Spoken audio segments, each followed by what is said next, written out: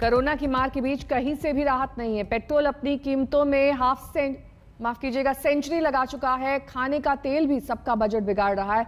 कई शहरों में पेट्रोल की कीमतें 100 रुपए के पार पहुंच गई हैं। सरसों का तेल 175 से 200 रुपए प्रति लीटर मिल रहा है। कोरोना ने लोगों के कामकाज को पहले से ही चौपट कर दिया है। अब महंगाई सबके सिर पर मंडरा रही है। गजब टाइम चल रहा है। लॉकडाउन की मार, मंदा कारोबार, बेरोजगारी भारी, खाली जेब और महंगाई की तो पूछिए ही मत। पेट्रोल 100 रुपए को छू गया। खाने का सरसों तेल 200 के पार पहुंच गया। आम आदमी महंगाई के बोझ तले बुरी तरह दबा जा रहा है। आर्थिक दबाव से कमर टूट चुकी है। पेट्रोल पंप का घूमता मीटर 100 रुपए प्रति लीटर के आंकड़े के आसपास है। लोगों की बेबस नजर मीटर निहारती रहती है। पेट्रोल राजस्थान के श्रीगंगानगर में 105 रुपए प्रति लीटर मिल रहा है। मुंबई में 100 रुपए 23 पैसे, जयपुर में 100 रुपए 44 पैसे, भोपाल में 102 रुपए 4 पैसे, चेन्नई में 95 रुपए 51 पैसे, दिल्ली में 93 रुपए 94 पैसे, कोलकाता में 93 रुपए 97 पैसे, लखनऊ में 91 रुपए 41 पैसे, पटना में 96 रुपए 10 पैसे पर पहुंच गया है। जब 5 राज्यों में विधानसभा चुनाव चल रहा था तब लंबे समय तक पेट्रोल और डीजल की कीमतें स्थिर रहीं, लेकिन नतीजों के बाद 4 मई से ऑटो फ्यूल के भाव में तेजी का दौर शुरू हो गया, जो लगभग हर रोज रिवाइज होता है। यानी हर रोज तेल की कीमत कुछ बढ़ जाती है। विपक्ष का आरोप है कि चुनाव के वक्त जानबूझकर दाम कम किए गए और अब जनता छला हुआ महसूस कर रही है। इसी तरह रेट बढ़ता रहेगा, थोड़ा रेट पे ध्यान देना चाहिए गवर्नमेंट को कि भाई नॉर्मल पब्लिक को दिक्कत ना हो। सरकार की व्यवस्था बिल्कुल ठप पड़ी हुई है।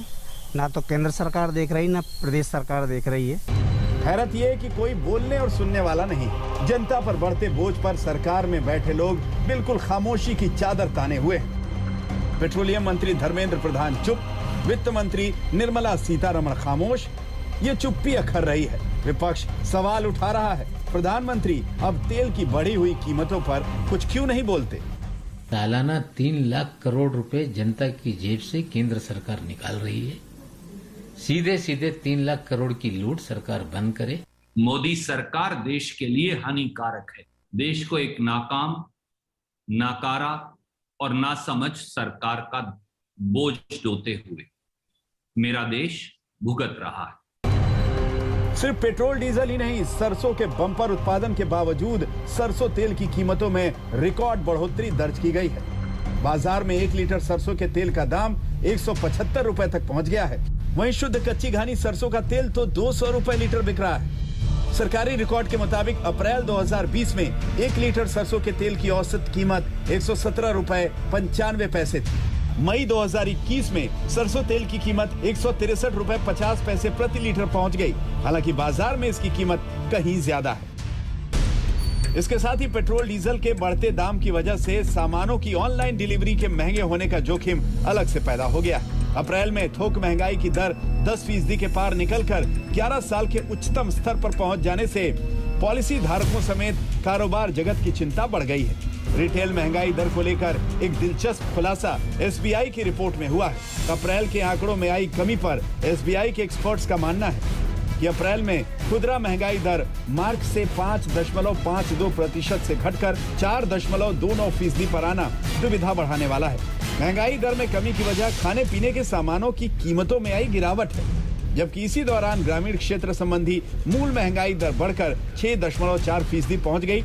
वहीं पेट्रोल डीजल और स्वास्थ्य के मामले में महंगाई दर में सबसे तेज इजाफा हुआ।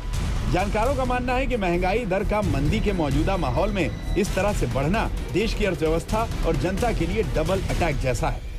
एसबीआई की रिपोर्ट के मुताबिक महंगाई को कंट्रोल करने के लिए सरकार को पेट्रोल डीजल पर टैक्स को वाजिब बनाकर इसके दाम में कटौती करनी होगी। अगर इन कीमतों को कंट्रोल किया जाए तभी महंगाई दर में कमी आ सकती है, क्योंकि महंगाई के मोर्चे पर हालात नहीं बदले तो आर्थिक विकास दर के लिए एक बड़ा झटका साबित होगा। भोपाल से रवीशपाल सिंह, कोलकाता से अनुपम मिश्रा, जयपुर से शरद कुमार के साथ सौरभ वक्तानिया, मुंबई आज तक।